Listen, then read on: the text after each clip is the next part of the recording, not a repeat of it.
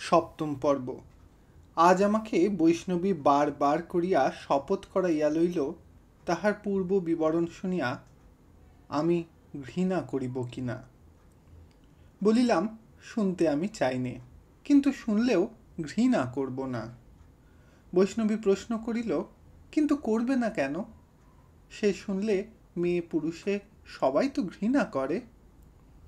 বলিলাম, তুমি কি বলবে আমি জানি নে, কিন্তু তবুও আন্দাজ করতে পারি।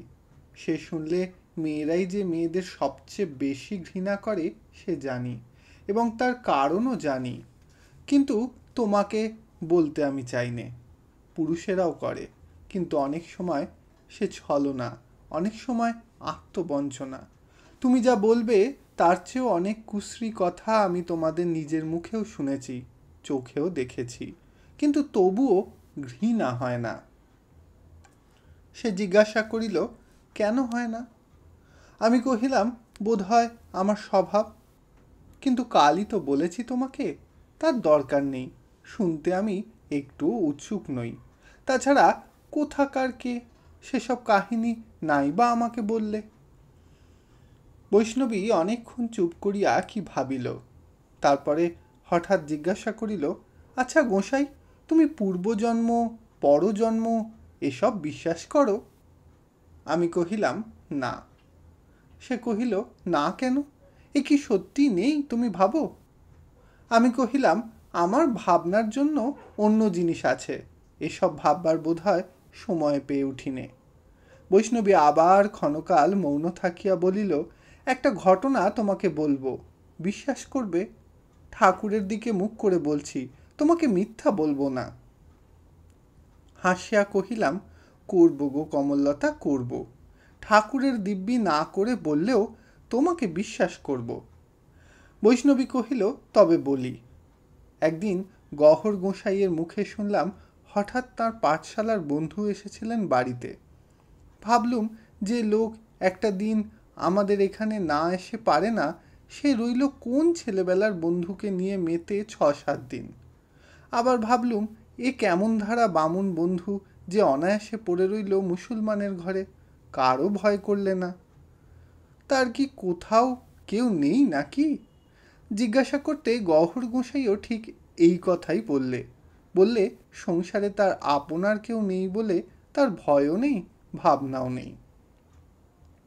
মনে মনে বললুম, তাই হবে। জিজ্ঞাসা করলুম, তোমার বন্ধুর নাম কি গোসাই? নাম শুনে যেন চমকে গেলুম। জানো তো গোসাই, ও নামটা আমার করতে নেই। হাসিয়া বলিলাম, জানি, তোমার মুখেই শুনেছি। বৈষ্ণবী কহিল, জিজ্ঞাসা করলুম, বন্ধু দেখতে কেমন, বয়স কত? গোসাই কত কি যে বলে গেল, তার কতক বা আমার কানে গেল, কতক বা গেল না, কিন্তু বুকের ভিতরটায় ঢিপ ঢিপ করতে লাগলো। তুমি ভাববে, এমন মানুষ তো দেখিনি, এরা নাম শুনেই যে পাগল হয়। কিন্তু শুধু নাম শুনেই মেয়ে মানুষ পাগল হয় গোসাই, এ সত্যি। বলিলাম, তারপর? বৈষ্ণবী বলিল, তারপরে নিজেও হাসতে লাগলুম, কিন্তু ভুলতে আর পারলুম না। সব কাজকর্মেই কেবল একটা কথা মনে হয়, তুমি আবার কবে আসবে, তোমাকে নিজের চোখে দেখতে পাবো কবে। শুনিয়া আমি চুপ করিয়া রহিলাম, কিন্তু তাহার মুখের পানে চাহিয়া আর হাসিতে পারিলাম না। বৈষ্ণবী বলিল, সবে কাল সন্ধ্যায় তো তুমি এসেছ, কিন্তু আজ আমার চেয়ে বেশি এ সংসারে তোমাকে কেউ ভালোবাসে না। পূর্বজন্ম সত্যি না হলে এমন অসম্ভব কাণ্ড কি কখনো একটা দিনের মধ্যে ঘটতে পারে? একটু থামিয়া আবার সে বলিল, আমি জানি তুমি থাকতেও আসনি, থাকবেও না। যত প্রার্থনাই জানাই না কেন, 2-1 দিন পরেই চলে যাবে। কিন্তু আমি যে কতদিনে এই ব্যথা সামলাবো তাই কেবল ভাবি। এই বলিয়া সে সহসা অঞ্চলের চোখ মুছিয়া ফেলিল। আমি চুপ করিয়া রহিলাম। এত অল্পকালে এমন স্পষ্ট প্রাঞ্জল ভাষায় রমণীর প্রণয় নিবেদনের কাহিনী ইহার পূর্বে কখনো পুস্তকেও পড়ি নাই, লোকের মুখেও শুনি নাই, এবং ইহা অভিনয় যে নয় তাহা নিজের চোখেই দেখিতেছি।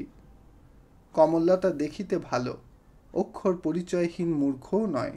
তাহার কথায় বার্তায়, তাহার গানে তাহার যত্ন ও অতিথি সেবার আন্তরিকতায় তাহাকে আমার ভালো লাগিয়াছে, এবং সেই ভালো লাগাটা প্রশস্তি ও রসিকতার অত্যুক্তিতে ফলাও করিয়া তুলিতে নিজেও কৃপণতা করি নাই।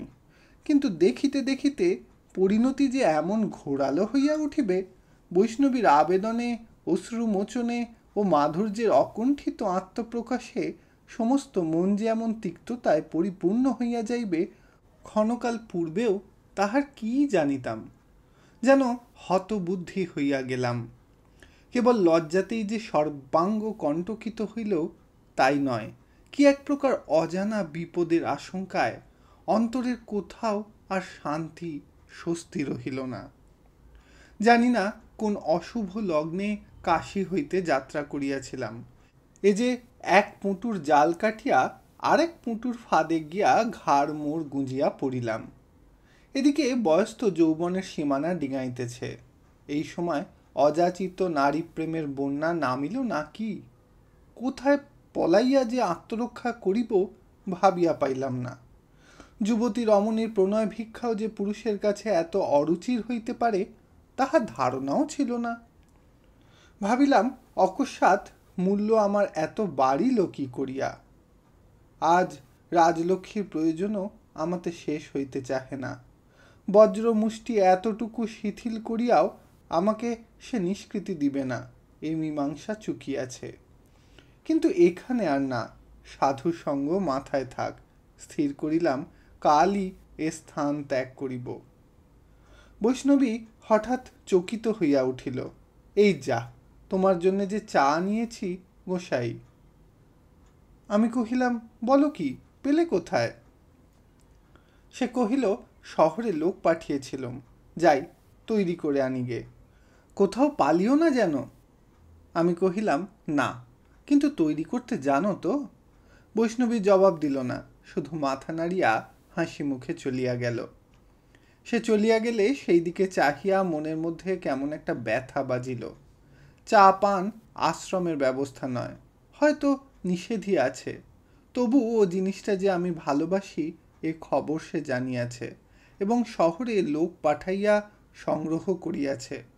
তাহার বিগত জীবনের ইতিহাস জানি না, বর্তমানেরও না, কেবল আভাসে এইটুকুই শুনিয়াছি। তাহা ভালো নয়, তাহা নিন্দার্হ। শুনিলে লোকের ঘৃণা জন্মে। তথাপি আমার কাছে সে কাহিনী সে লুকাতে চাহে না, বলিবার জন্য বারবার পীড়াপিড়ি করিয়াছে। শুধু আমি শুনিতে রাজি হই নাই। আমার কৌতূহল নাই, কারণ প্রয়োজন নাই। প্রয়োজন তাহার। একলা বসিয়া সেই প্রয়োজনের কথাটা ভাবিতে গিয়া স্পষ্ট দেখিতে পাইলাম, আমাকে না বলিয়া তাহার অন্তরের গ্লানি ঘুচিতেছে না। মনের মধ্যে সে কিছুতেই জোর পাইতেছে না। শুনিয়াছি আমার শ্রীকান্ত নামটা কমললতার উচ্চারণ করিতে নাই। জানি না কে তাহার এই পরম পূজ্য গুরুজন, এবং কবে সে ইহলোক হইতে বিদায় হইয়াছে। দৈবাৎ আমাদের নামের মিলটাই বোধ করি এই বিপত্তি সৃষ্টি করিয়াছে, এবং তখন হইতে কল্পনায় সে গত জনমের স্বপ্ন সাগরে ডুব মারিয়া সংসারের সকল বাস্তবতায় জলাঞ্জলি দিয়াছে। তবু মনে হয় বিস্ময়ের কিছু নাই। রসের আরাধনায় আকণ্ঠ মগ্ন থাকিয়াও তাহার একান্ত নারী প্রকৃতি আজও হয়তো রসের তত্ত্বও পায় নাই। সেই অসহায় অপরিতৃপ্ত প্রবৃত্তি এই নিরবিচ্ছিন্ন ভাববিলাসের উপকরণ সংগ্রহে হয়তো আজ ক্লান্ত, দ্বিধায় পীড়িত। সেই তাহার পথভ্রষ্ট মন আপন অজ্ঞাতসারে কোথায় যে অবলম্বন খুঁজিয়া মরিতেছে, বৈষ্ণবী তাহার ঠিকানা জানে না। আজ তাই সে চমকিয়া বারে বারে তাহার বিগত জনমের রুদ্ধদ্বারে হাত পাতিয়া অপরাধের সান্ত্বনা মাগিতেছে। তাহার কথা শুনিয়া বুঝিতে পারি আমার শ্রীকান্ত নামটাকেই পাথেয় করিয়া আজ সে খেয়া ভাসাইতে চায়। বৈষ্ণবী চা আনিয়া দিল। সবই নূতন ব্যবস্থা। পান করিয়া গভীর আনন্দ লাভ করিলাম। মানুষের মন কত সহজেই না পরিবর্তিত হয়, আর যেন তাহার বিরুদ্ধে কোনো নালিশ নাই। জিজ্ঞাসা করিলাম, কমলতা, তোমরা কি শুঁড়ি? কমলতা হাসিয়া বলিল, না, সোনার বেনে। কিন্তু তোমাদের কাছে তো প্রভেদ নেই, ও দুই এক। আমি কহিলাম, অন্তত আমার কাছে তাই বটে। দুই এক কেন, সবই এক হলেও ক্ষতি ছিল না। বৈষ্ণবী বলিল, তাই তো মনে হয়, তুমি গহরের মায়ের হাতেও খেয়েছ। বলিলাম, তাকে তুমি জানো না, গহর বাপের মতো হয়নি, তার মায়ের স্বভাব পেয়েছে। এমন শান্ত আত্মভোলা মিষ্টি মানুষ আর কখনো দেখেছ? ওর মা ছিলেন তেমনই। একবার ছেলেবেলায় গহরের বাপের সঙ্গে তার ঝগড়ার কথা আমার মনে আছে। কাকে নাকি লুকিয়ে অনেকগুলো টাকা দেওয়া নিয়ে ঝগড়া বাঁধল। গহরের বাপ ছিল বদরাগী লোক। আমরা তো ভয় গেলাম পালিয়ে। ঘণ্টাখানেক পরে চুপি চুপি ফিরে এসে দেখি গহরের মা চুপ করে বসে। গহরের বাপের কথা জিজ্ঞাসা করতে প্রথমটা তিনি কথা কহিলেন না, কিন্তু আমাদের মুখের পানে চেয়ে থেকে হঠাৎ একেবারে হেসে লুটিয়ে পড়লেন। চোখ দিয়ে ফোঁটা কতক জল গড়িয়ে পড়ল। এ অভ্যাস তাঁর ছিল। বৈষ্ণবী প্রশ্ন করিল, এতে হাসির কি হলো? বলিলাম, আমরাও তো তাই ভাবিলাম। কিন্তু হাসি থামলে কাপড়ে চোখ মুছে ফেলে বললেন, আমি কি বোকা মেয়ে বাপু? ও দিব্যি নিয়ে খেয়ে নাক ডাকিয়ে ঘুমুচ্ছে, আর আমি না খেয়ে উপোস করে রেগে জ্বলে পুড়ে মরছি। কি দরকার বলো তো? আর বলার সঙ্গে সঙ্গেই সমস্ত রাগ অভিমান ধুয়ে মুছে নির্মল হয়ে গেল। মেয়েদের এ যে কত বড় গুণ তা ভুক্তভোগী ছাড়া আর কেউ জানে না। বৈষ্ণবী প্রশ্ন করিল, তুমি কি ভুক্তভোগী নাকি গোসাই? একটু বিব্রত হইলাম। প্রশ্নটা তাহাকে ছাড়িয়া যে আমার ঘাড়ে পড়িবে তাহা ভাবি নাই। বলিলাম, সবে কি নিজে ভুগতে হয় কমলতা? পরের দেখেও শেখা যায়। ওই ভুরুওয়ালা লোকটার কাছে তুমি কি কিছু শেখনি? বৈষ্ণবী বলিল, কিন্তু ও তো আমার পর নয়। আর কোনো প্রশ্ন আমার মুখ দিয়া বাহির হইল না। একেবারে নিস্তব্ধ হইয়া রহিলাম। বৈষ্ণবী নিজেও কিছুক্ষণ নীরব হইয়া রহিল। তারপরে হাত জোর করিয়া বলিল, তোমাকে মিনতি করি গোসাই, আমার গোড়ার কথাটা একবার শোনো। আমি কহিলাম, বেশ, বলো। কিন্তু বলিতে গিয়া দেখিল বলা সহজ নয়। আমারই মতো নত মুখে তাহাকেও বহুক্ষণ পর্যন্ত চুপ করিয়া থাকিতে হইল। কিন্তু সে হার মানিল না। অন্তর্বিগ্রহে জয়ী হইয়া এক সময় যখন মুখ তুলিয়া চাহিল, তখন আমারও মনে হইল তাহার স্বভাবত সুশ্রী মুখের উপরে যেন বিশেষ একটি দীপ্তি পড়িয়াছে। বলিল, অহংকার যে মরেও মরে না গোসাই। আমাদের বড় গোসাই বলে, ও যেন তুষের আগুন, নিবেও নেবে না। ছাই সরালেই চোখে পড়ে ধিকি ধিকি জ্বলছে। কিন্তু তাই বলে ফুঁ দিয়েও তো বাড়াতে পারবো না। আমার এ পথে আসাই যে তাহলে মিথ্যে হয়ে যাবে।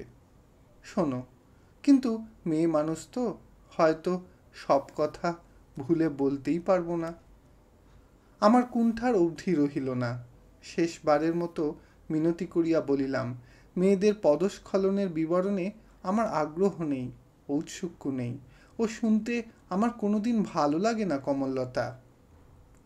তোমাদের বৈষ্ণব সাধনার অহংকার বিনাশের কোন পন্থা মহাজনেরা নির্দেশ করে দিয়েছেন আমি জানি না, কিন্তু নিজের গোপন পাপ অনাবৃত করার স্পর্ধিত বিনয়ী যদি তোমাদের প্রায়শ্চিত্তের বিধান হয়, এসব কাহিনী যাদের কাছে অত্যন্ত রুচিকর এবং বহু লোকের সাক্ষাৎ তুমি পাবে কমললতা, আমাকে ক্ষমা করো। এছাড়া বোধহয় কালই আমি চলে যাব। জীবনে হয়তো আর কখনো আমাদের দেখাও হবে না। বৈষ্ণবী কহিল, তোমাকে তো আগেই বলেছি গোসাই, প্রয়োজন তোমার নয়, আমার। কিন্তু কালকের পরে আর আমাদের দেখা হবে না। এই কি তুমি সত্যিই বলতে চাও? না, কখনো তা নয়। আমার মন বলে আবার দেখা হবে, আমি সেই আশা নিয়েই থাকব। কিন্তু যথার্থই কি আমার সম্বন্ধে তোমার কোনো কথাই জানতে ইচ্ছা করে না? চিরকাল শুধু একটা সন্দেহ আর অনুমান নিয়েই থাকবে? প্রশ্ন করিলাম, আজ বনের মধ্যে যে লোকটার সঙ্গে আমার দেখা হয়েছিল, যাকে তুমি আশ্রমে ঢুকতে দাও না, যার দৌরাত্মে তুমি পালাতে চাচ্ছ, সে কি তোমার সত্যিই কেউ নয়, নিছক পর? কিসের ভয় পালাচ্ছি তুমি বুঝেছ গোসাই? সে জিজ্ঞাসা করিল। আমি কহিলাম, হ্যাঁ, এই তো মনে হয়, কিন্তু কে ও? সে কহিল, কে ও? ও আমার ইহ পরকালের নরক যন্ত্রণা। তাই তো অহরহ ঠাকুরকে কেঁদে বলি, প্রভু, আমি তোমার দাসী, মানুষের উপর থেকে এত বড় ঘৃণা আমার মন থেকে মুছে দাও, আমি আবার সহজ নিঃশ্বাস ফেলে বাঁচি। আমার সকল সাধনা যে ব্যর্থ হয়ে যায়। তাহার চোখের দৃষ্টিতে যেন আত্মগ্লানি ফুটিয়া উঠিল। আমি চুপ করিয়া রহিলাম। বৈষ্ণবী কহিল, অথচ ওর চেয়ে আপন একদিন আমার কেউ ছিল না। জগতে অত ভালো বোধ করি কেউ কাউকে ভালোবাসেনি। তাহার কথা শুনিয়া বিস্ময়ের সীমা রহিল না, এবং এই সুরূপা রমণীর তুলনায় সেই ভালোবাসার পাত্রটির কুৎসিত কদাকার মূর্তি স্মরণ করিয়া মনও ভারী ছোট হইয়া গেল। বুদ্ধিমতী বৈষ্ণবী আমার মুখের প্রতি চাহিয়া তাহা বুঝিল। কহিল, গোসাই, এ তো শুধু ওর বাইরেটা, ওর ভিতরের পরিচয়টা শোনো। আমি কহিলাম, বলো। বৈষ্ণবী বলিতে লাগিল, আমার আরও দুটি ছোট ভাই আছে, কিন্তু বাপ মায়ের আমি একমাত্র মেয়ে। বাড়ি আমাদের শ্রীহট্টে, কিন্তু বাবা কারবারি লোক। তার ব্যবসা কলকাতায় বলে ছেলেবেলা থেকে আমি কলকাতায় মানুষ। মা সংসার নিয়ে দেশের বাড়িতেই থাকেন।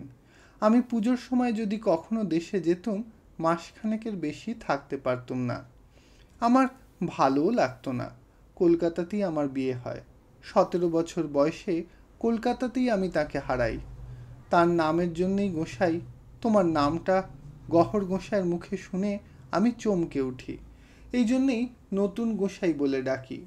তোমার ও নামটা মুখে আনতে পারিনে। বলিলাম, সে আমি বুঝেছি। তারপর? বৈষ্ণবী কহিল, যার সঙ্গে তোমার আজ দেখা তার নাম মন্মথ। ও ছিল আমাদের সরকার। এই বলিয়া সে এক মুহূর্ত মৌন থাকিয়া কহিল, আমার বয়স যখন 21 বছর, তখন আমার সন্তান সম্ভাবনা হলো। বৈষ্ণবী বলিতে লাগিল, মন্মথর একটি পিতৃহীন ভাইপো আমাদের বাসায় থাকত। বাবা তাকে কলেজে পড়াতেন। বয়সে আমার চেয়ে সামান্য ছোট ছিল। আমাকে সে যে কত ভালোবাসত তার সীমা ছিল না। তাকে ডেকে বললুম, যতীন, কখনো তোমার কাছে কিছু চাইনি ভাই, আমার এ বিপদে শেষবারের মতো আমাকে একটু সাহায্য করো, আমাকে 1 টাকার বিষ কিনে এনে দাও।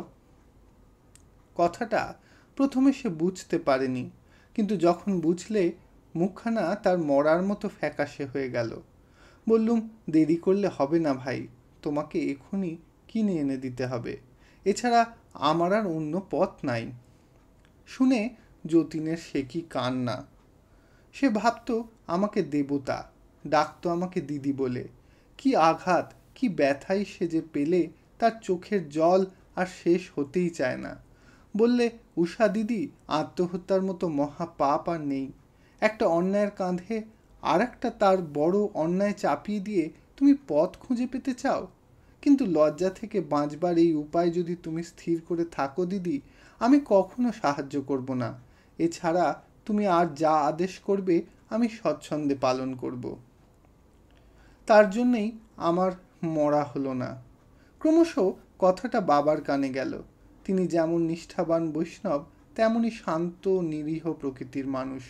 আমাকে কিছুই বললেন না, কিন্তু দুঃখে লজ্জায় 2-3 দিন বিছানা ছেড়ে উঠতে পারলেন না। তারপরে গুরুদেবের পরামর্শে আমাকে নিয়ে নবদ্বীপে এলেন। কথা হলো মন্মথ এবং আমি দীক্ষা নিয়ে বৈষ্ণব হব।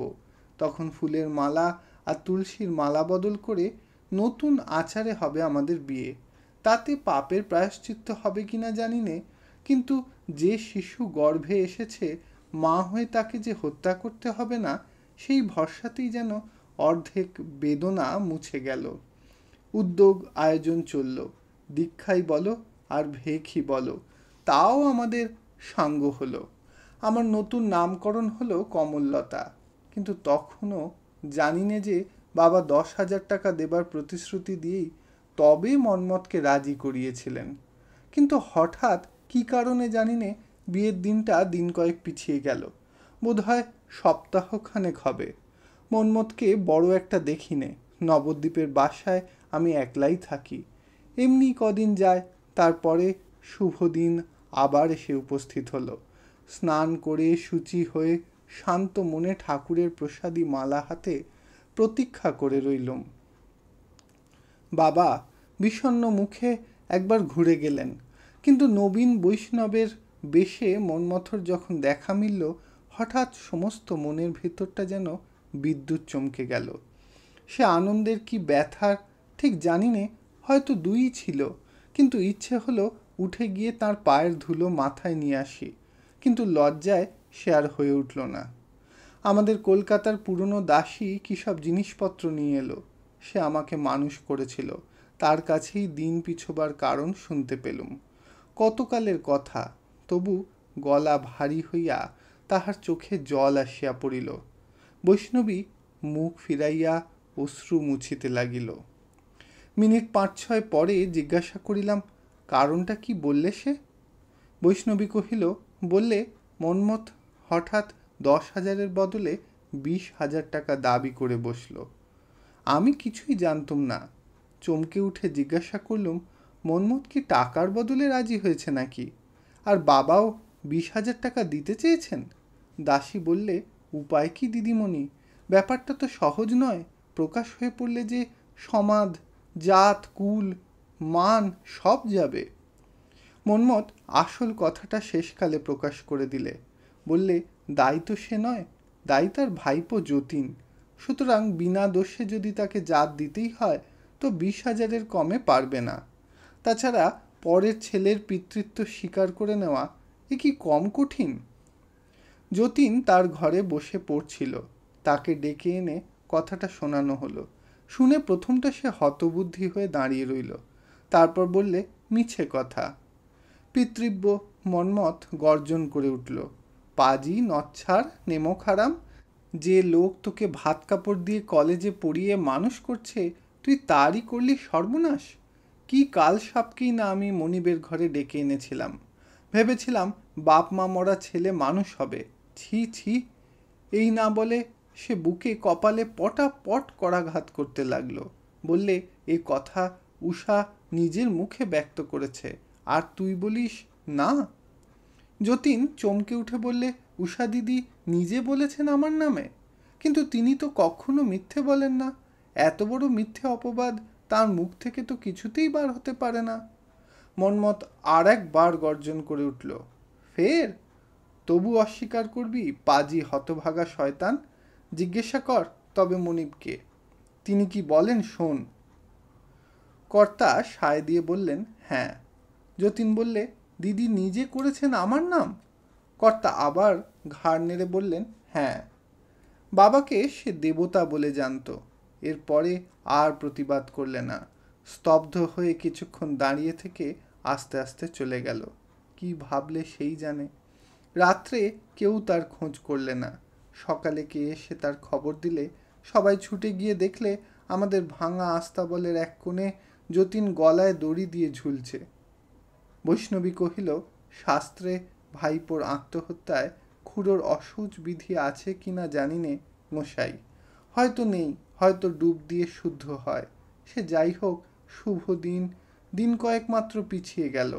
তারপরে গঙ্গা স্নানে শুদ্ধ শুচি হয়ে মন্মথ গোসাই মালাতিলক ধারণ করে অধিনীর পাপ বিমোচনের শুভ সংকল্প নিয়ে নবদ্বীপে এসে অবতীর্ণ হলেন। এক মুহূর্ত মৌন থাকিয়া বৈষ্ণবী পুনরায় কহিল, সেদিন ঠাকুরের প্রসাদী মালা ঠাকুরের পাদপদ্মে ফিরিয়ে দিয়ে এলুম। মন্মথর অশৌচ গেল, কিন্তু পাপিষ্ঠা উষার অশৌচ ইহজীবনে আর ঘুচল না নতুন গোসাই। কহিলাম, তারপরে? বৈষ্ণবী মুখ ফিরাইয়াছিল, জবাব দিল না। বুঝিলাম এবার তাহার সামলাইতে সময় লাগিবে। অনেকক্ষণ পর্যন্ত উভয়ই নীরবে বসিয়া রহিলাম। ইহার শেষ অংশটুকু শুনিবার আগ্রহ প্রবল হইয়া উঠিল, কিন্তু প্রশ্ন করা উচিত কিনা ভাবিতেছিলাম। বৈষ্ণবী আর্দ্র মৃদু কণ্ঠে নিজেই বলিল, দেখো গোসাই, পাপ জিনিসটা সংসারে এমন ভয়ঙ্কর কেন জানো? বলিলাম, নিজের বিশ্বাস মতো জানি একরকম, কিন্তু তোমার ধারণার সঙ্গে সে হয়তো নাও মিলতে পারে। সে প্রত্যুত্তরে কহিল, জানি নে তোমার বিশ্বাস কি, কিন্তু সেদিন থেকে আমি একে আমার মতো করে বুঝে রেখেছি গোসাই। স্পর্ধা ভরে তুমি কত লোককে বলতে শুনবে, কিছুই হয় না। তারা কত লোকের নজির দিয়ে তাদের কথা প্রমাণ করতে চাইবে, কিন্তু তার তো কোনো দরকার নেই। তার প্রমাণ মনমত, প্রমাণ আমি নিজে। আজও কিছুই আমাদের হয়নি, হলে একে এত ভয়ঙ্কর আমি বলতুম না। কিন্তু তা তো নয়। এর দণ্ড ভোগ করে নিরপরাধ নির্দোষী লোকেরা। যতীনের বড় ভয় ছিল আত্মহত্যায়, কিন্তু সে তাই দিয়ে তার দিদির অপরাধের প্রায়শ্চিত্ত করে গেল। বলো তো গোসাই, এর চেয়ে ভয়ঙ্কর নিষ্ঠুর সংসারে আর কি আছে? কিন্তু এমনি হয়, এমনি করেই ঠাকুর বোধ হয় তাঁর সৃষ্টি রক্ষে করেন। এ নিয়ে তর্ক করিয়া লাভ নাই। তাহার যুক্তি এবং ভাষা কোনোটাই প্রাঞ্জল নয়। তথাপি ইহাই মনে করিলাম, তাহার দুষ্কৃতির শোকাচ্ছন্ন স্মৃতি হয়তো এই পথেই আপন পাপ পুণ্যের উপলব্ধি অর্জন করিয়া সান্ত্বনা লাভ করিয়াছে। জিজ্ঞাসা করিলাম, কমললতা, এর পরে কি হলো? শুনিয়া সহসা সে ব্যাকুল হইয়া বলিয়া উঠিল, সত্যি বলি গোসাই, এর পরেও আমার কথা তোমার শুনতে ইচ্ছে করে? সত্যি বলছি, করে। বৈষ্ণবী বলিল, আমার ভাগ্য যে এ জন্মে আবার তোমার দেখা পেলুম। এই বলিয়া সে কিছুক্ষণ চুপ করিয়া আমার প্রতি চাহিয়া থাকিয়া কহিল, দিন চারেক পরে একটা মরা ছেলে ভূমিষ্ঠ হলো। তাকে গঙ্গার তীরে বিসর্জন দিয়ে গঙ্গায় স্নান করে বাসায় ফিরে এলুম। বাবা কেঁদে বললেন, আমি তো আর থাকতে পারি নে মা। বললুম, না বাবা, তুমি আর থেকো না, তুমি বাড়ি যাও। অনেক দুঃখ দিলুম, আর তুমি আমার জন্য ভেবো না। বাবা বললেন, মাঝে মাঝে খবর দিবি তো মা? বললুম, না বাবা, আমার খবর নেবার আর তুমি চেষ্টা করো না। কিন্তু তোমার মা যে এখনো বেঁচে রয়েছে উষা? বাবা জিজ্ঞাসা করিলেন। বললুম, আমি মরব না বাবা, কিন্তু আমার সতীলক্ষ্মী মা, তাকে বলো উষা মরেছে। মা দুঃখ পাবেন, কিন্তু মেয়ে তার বেঁচে আছে শুনলে তার চেয়েও বেশি দুঃখ পাবেন। চোখের জল মুছিয়ে বাবা কলকাতায় চলে গেলেন। আমি চুপ করিয়া বসিয়া রহিলাম। কমললতা বলিতে লাগিল, হাতে টাকা ছিল, বাড়ি ভাড়া চুকিয়ে দিয়ে আমিও বেরিয়ে পড়লুম। সঙ্গী জুটে গেল, তারা যাচ্ছিল শ্রী বৃন্দাবন ধামে, আমিও সঙ্গ নিলুম। বৈষ্ণবী একটু থামিয়া বলিল, তারপরে কত তীর্থে, কত পথে, কত গাছতলায় কত দিন কেটে গেল। বলিলাম, তা জানি, কিন্তু কত শত বাবাজির কত শত সহস্র চোখের দৃষ্টির বিবরণ তো তুমি বললে না কমললতা। বৈষ্ণবী হাসিয়া ফেলিল, কহিল, বাবাজিদের দৃষ্টি অতিশয় নির্মল, তাঁদের সম্বন্ধে অশ্রদ্ধার কথা বলতে নেই গোসাই। বলিলাম, না না, অশ্রদ্ধা নয়, অতিশয় শ্রদ্ধার সঙ্গেই তাদের কাহিনী শুনতে চাইছি কমললতা। এবার সে হাসিল না বটে, কিন্তু চাপা হাসি গোপন করিতেও পারিল না। কহিল, যে বাবাজি ভালোবাসে তাকে সব কথা খুলে বলতে নেই, আমাদের বৈষ্ণবের শাস্ত্রে নিষেধ আছে। বলিলাম, তবে থাক, সব কথায় কাজ নেই, কিন্তু একটা বলো, গোসাইজি দ্বারিকা দাসকে জোগাড় করলে কোথায়? কমললতা সংকোচে জিভ কাটিয়া কপালে হাত ঠেকাইল, বলিল, ঠাট্টা করতে নেই, উনি যে আমার গুরুদেব গোসাই। আমি কহিলাম, গুরুদেব? তুমি ওর কাছেই দীক্ষা নিয়েছ? সে কহিল, না, দীক্ষা নিইনি বটে, কিন্তু উনি তার মতোই পূজনীয়। আমি কহিলাম, কিন্তু এই যে এতগুলি বৈষ্ণবী সেবাদাসী না কি যে বলে। কমললতা পুনশ্চ জিভ কাটিয়া বলিল, ওরা আমার মতোই ওর শিষ্যা, ওদেরও তিনি উদ্ধার করেছেন। কহিলাম, নিশ্চয়ই করেছেন, কিন্তু পরকীয়া সাধনা না কি এমনই একটা সাধন পদ্ধতি তোমাদের আছে, তাতে তো দোষ নেই। বৈষ্ণবী আমাকে থামাইয়া দিয়া বলিল, তোমরা দূর থেকে আমাদের কেবল ঠাট্টা তামাশাই করলে, কাছে এসে কখনো তো কিছু দেখলে না, তাই সহজেই বিদ্রূপ করতে পারো। আমাদের বড় গোসাইজি সন্ন্যাসী, ওকে উপহাস করলে অপরাধ হয় নতুন গোসাই, অমন কথা আর কখনো মুখে এনো না। তাহার কথা ও গাম্ভীর্যে একটু অপ্রতিভ হইলাম। বৈষ্ণবী তাহা লক্ষ্য করিয়া স্মিত মুখে বলিল, দুদিন থাকো না গোসাই আমাদের কাছে, কেবল বড় গোসাইজির জন্যই বলছি নে। আমাকে তো তুমি ভালোবাসো, আর কখনো যদি দেখা নাও হয় তবু তো দেখে যাবে কমললতা সত্যিই কি নিয়ে সংসারে থাকে। যতীনকে আমি আজও ভুলিনি। দুদিন থাকো, আমি বলছি তোমাকে, তুমি যথার্থই খুশি হবে। চুপ করিয়া রহিলাম। ইহাদের সম্বন্ধে একেবারেই যে কিছু জানি না তাহা নয়। জাত বোষ্টমের মেয়ে টগরের কথাটাও মনে পড়িল, কিন্তু রহস্য করিতে আর প্রবৃত্তি হইল না। যতীনের প্রায়শ্চিত্তের ঘটনা সকল আলোচনার মাঝখানে রহিয়া রহিয়া আমাকেও যেন উন্মনা করিয়া দিতেছিল। বৈষ্ণবী হঠাৎ প্রশ্ন করিল, হ্যাঁ গোসাই, এ বয়সে সত্যিই কাউকে কখনো কি ভালোবাসনি? আমি কহিলাম, তোমার কি মনে হয় কমললতা? সে কহিল, আমার মনে হয় না। তোমার মনটা হলো আসলে বৈরাগীর মন, উদাসীনের মন, প্রজাপতির মন। বাঁধন তুমি কখনো কোনো কালে নেবে না। হাসিয়া বলিলাম, প্রজাপতির উপমা তো ভালো হলো না কমললতা। ওটা যে অনেকটা গালাগালির মতো শুনতে। আমার ভালোবাসার মানুষ কোথাও যদি সত্যিই কেউ থাকে, তার কানে গেলে যে অনর্থ বাঁধবে। বৈষ্ণবীও হাসিল, কহিল, ভয় নেই গোসাই, সত্যিই যদি কেউ থাকে আমার কথায় সে বিশ্বাসও করবে না। তোমার মধু মাখানো ফাঁকিও যে সারা জীবনে ধরতে পারবে না। বলিলাম, তবে তার দুঃখ কিসের? হোক না ফাঁকি, কিন্তু তার কাছে তো সেই সত্যি হয়ে রইল। বৈষ্ণবী মাথা নাড়িয়া কহিল, সে হয় না গোসাই। মিথ্যে কখনো সত্যির জায়গা নিয়ে থাকতে পারে না। তারা বুঝতে না পারুক, কারণটা তাদের কাছে সুস্পষ্ট না হোক, তবু অন্তরটা তাদের নিরন্তর অশ্রুমুখী হয়েই থাকে। মিথ্যের কাণ্ড দেখেছি তো। এমনি করে এ পথে কত লোকই এলো। এ পথ যাদের সত্যি নয়, জলের ধারাপথে শুকনো বালির মতো সমস্ত সাধনাই তাদের চিরদিন আলগা হয়ে রইল, কখনো জমাট বাঁধতে পারলে না।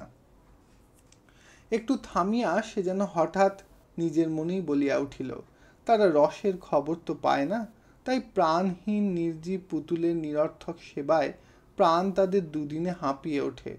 ভাবে, এ কোন মোহের ঘোরে নিজেকে দিন রাত ঠকিয়ে মরি।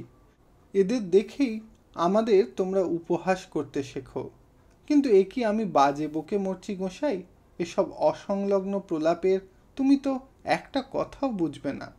কিন্তু এমন যদি কেউ তোমার থাকে, তুমি তাকে ভুলবে, কিন্তু সে তোমাকে না পারবে ভুলতে, না শুকোবে কখনো তার চোখের জলের ধারা। স্বীকার করিলাম যে তাহার বক্তব্যের প্রথম অংশটা বুঝি নাই, কিন্তু শেষের দিকটার প্রতিবাদে কহিলাম, তুমি কি আমাকে এই কথাই বলতে চাও কমললতা, যে আমাকে ভালোবাসার নামই হলো দুঃখ পাওয়া? সে কহিল, দুঃখ তো বলিনি গোসাই, বলছি চোখের জলের কথা। কহিলাম, কিন্তু ও দুই কি এক কমললতা, শুধু কথার ঘোরফের? বৈষ্ণবী কহিল, না গোসাই, ও দুটো এক নয়। না কথার ঘোরফের, না ভাবের। মেয়েরা ওর এটাও ভয় করে না, ওটাই এড়াতে চায় না। কিন্তু তুমি বুঝবে কি করে? কহিলাম, কিছুই যদি না বুঝি আমাকে বলাই বা কেন? সে কহিল, না বলেও যে থাকতে পারি নে গো। প্রেমের বাস্তবতা নিয়ে তোমরা পুরুষের দল যখন বড়াই করতে থাকো, তখন ভাবি আমাদের জাত যে আলাদা, তোমাদের ও আমাদের ভালোবাসার প্রকৃতি যে বিভিন্ন। তোমরা চাও বিস্তার, আমরা চাই গভীরতা। তোমরা চাও উল্লাস, আমরা চাই শান্তি। জানো গোসাই, ভালোবাসার নেশাকে আমরা অন্তরে ভয় করি। ওর মত্ততায় আমাদের বুকের কাঁপন থামে না। কি একটা প্রশ্ন করিতে যাইতেছিলাম, কিন্তু সে গ্রাহ্যই করিল না। ভাবের আবেগে বলিতে লাগিল, ও আমাদের সত্যিও নয়, আমাদের আপনও নয়। ওর ছুটোছুটির চঞ্চলতা যেদিন থামে, সেই দিনেই কেবল আমরা নিঃশ্বাস ফেলে বাঁচি। ওগো নতুন গোসাই, নির্ভর হতে পারার চেয়ে ভালোবাসার বড় পাওয়া মেয়েদের আর নেই, কিন্তু ওই জিনিসটাই যে তোমার কাছে কেউ কখনো পাবে না। জিজ্ঞাসা করিলাম, পাবে না নিশ্চয়ই জানো? সে কহিল, নিশ্চয়ই জানি, তাই তোমার বড়াই আমার সয় না। আশ্চর্য হইলাম, বলিলাম, বড়াই তো তোমার কাছে কখনো করিনি কমললতা। সে কহিল, জেনে করনি, কিন্তু তোমার ওই উদাসীন বৈরাগী মন, ওর চেয়ে বড় অহংকার জগতে আর কিছু আছে নাকি? কিন্তু এই দুটো দিনের মধ্যে আমাকে এত তুমি জানলে কি করে? সে কহিল, জানলুম তোমাকে ভালোবেসেছি বলে। শুনিয়া মনে মনে বলিলাম, তোমার দুঃখ আর চোখের জলের প্রভেদটা এতক্ষণে বুঝতে পেরেছি কমললতা। অবিশ্রাম ভাবের পুজো আর রসের আরাধনার বোধ করি এমনি পরিণাম ঘটে। প্রশ্ন করিলাম, ভালোবেসেছ এ কি সত্যি কমললতা? সে কহিল, হ্যাঁ সত্যি। আমি কহিলাম, কিন্তু তোমার জপ তপ, তোমার কীর্তন, তোমার রাত্রে দিনে ঠাকুর সেবা, এসবের কি হবে বলো তো? বৈষ্ণবী কহিল, এরা আমার আরও সত্যি, আরও সার্থক হয়ে উঠবে। চলো না গোসাই, সব ফেলে দুজনে পথে পথে বেরিয়ে পড়ি।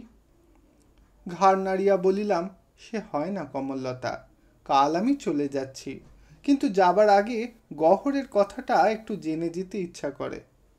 বৈষ্ণবী নিঃশ্বাস ফেলিয়া শুধু বলিল, গহরের কথা? না, সে শুনে তোমার কাজ নেই, কিন্তু সত্যি কি কাল যাবে? আমি কহিলাম, হ্যাঁ, সত্যিই কাল যাব। বৈষ্ণবী মুহূর্তকাল স্তব্ধ থাকিয়া বলিল, কিন্তু এ আশ্রমে আবার তুমি আসবে, তখন কিন্তু কমললতাকে আর খুঁজে পাবে না গোসাই। ইতি শ্রীকান্ত উপন্যাসের ৪র্থ খণ্ডের ৭ম পর্ব সমাপ্ত হইল। ধন্যবাদ।